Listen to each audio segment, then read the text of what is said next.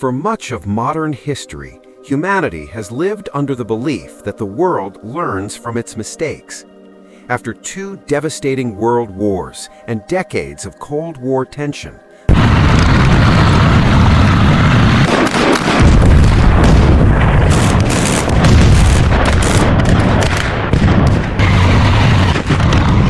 many assumed that global powers would avoid repeating the same patterns of rivalry and confrontation. But history does not repeat itself exactly. It evolves. Today, a new form of global competition is emerging, one that does not rely on formal declarations of war or clearly defined battle lines. Instead, it unfolds quietly through alliances, economic pressure, proxy conflicts, cyber operations, and strategic influence. This is not World War III. This is something far more complex.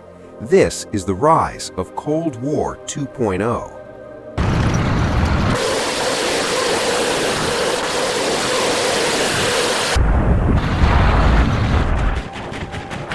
Unlike the Cold War of the 20th century, today's global tension is not dominated by two ideologies alone.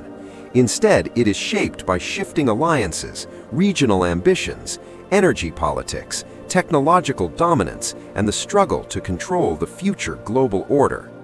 At the center of this unfolding story are two broad power blocks. On one side stands the United States, Israel, and a network of American-aligned countries spanning Europe, Asia, and parts of the Middle East. On the other side, a loose but increasingly coordinated alignment involving Iran, Russia, and emerging regional powers navigating away from Western dominance. This is not yet a direct confrontation, but it is a world preparing for one. To understand how the world reached this point, we must first look back. After the collapse of the Soviet Union in 1991, the United States emerged as the world's sole superpower. Its military reach was unmatched. Its economic influence shaped global trade. The dollar became the foundation of international finance. NATO expanded eastward. American bases were established across strategic regions. For many years, no rival appeared capable of challenging this system. But dominance creates resistance.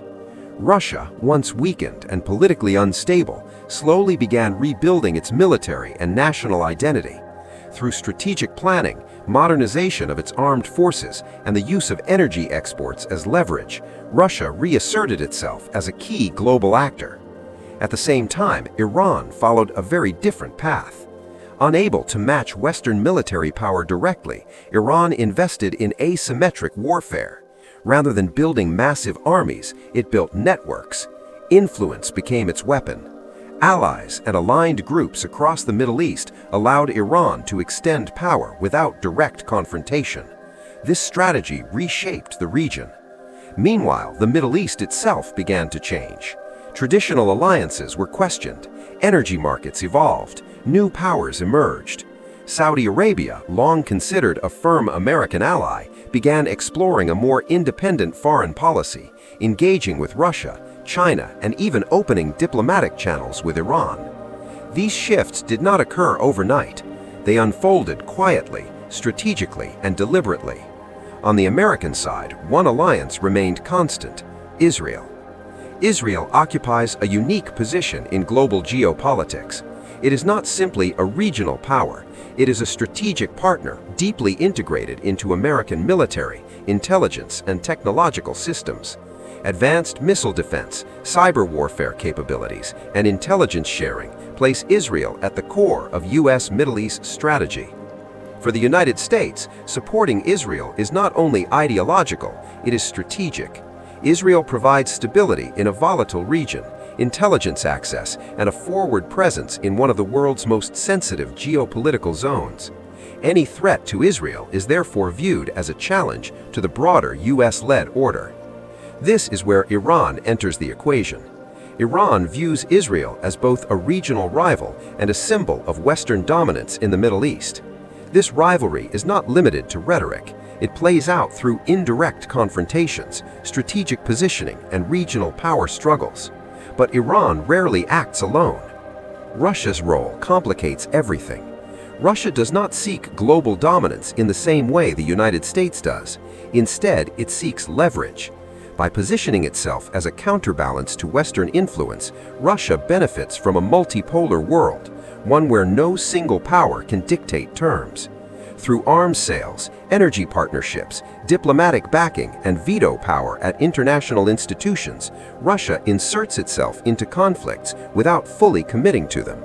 This strategy allows Russia to weaken rivals while avoiding direct war. Saudi Arabia stands at a crossroads. As one of the world's largest energy producers, Saudi Arabia holds enormous influence over global markets. Its decisions affect oil prices, inflation, and economic stability worldwide. For decades, its partnership with the United States was based on a simple agreement: energy security in exchange for military protection. Today, that agreement is being re-evaluated. Saudi Arabia's outreach to Russia, China, and Iran signals a desire for strategic autonomy.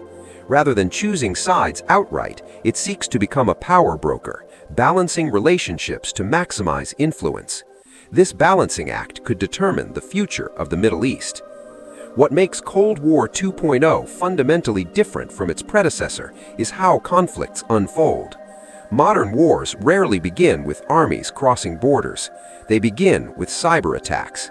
Power grids fail, financial systems are disrupted, communication networks are targeted.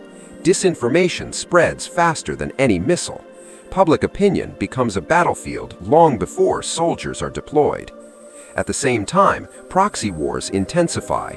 Local conflicts become global test labs. Drones replace tanks, militias replace standing armies, sanctions replace blockades. Economic pressure becomes as destructive as military force. The Middle East is especially vulnerable to this kind of warfare. Any escalation involving Israel risks rapid international involvement. Any confrontation involving Iran threatens to spread across multiple countries. Any disruption to Gulf energy supplies sends shockwaves through the global economy. This interconnectedness makes every decision more dangerous. One of the greatest risks in Cold War 2.0 is miscalculation. When conflicts are indirect and responses are delayed, leaders may misjudge intentions. A cyber attack might be interpreted as an act of war. A drone strike might trigger retaliation across multiple fronts. Nuclear weapons remain in the background, not as tools to be used, but as threats that shape every calculation. Their presence prevents total war, but it also ensures that any mistake carries unimaginable consequences. Economics plays a central role in this struggle. Sanctions are used to isolate rivals. Trade routes become strategic assets. Currency dominance determines who can fund wars and who cannot. Technology, especially artificial intelligence, surveillance, and cyber capabilities, becomes the new arms race. Even civilians feel the impact. Rising fuel prices, food shortages, inflation, market instability.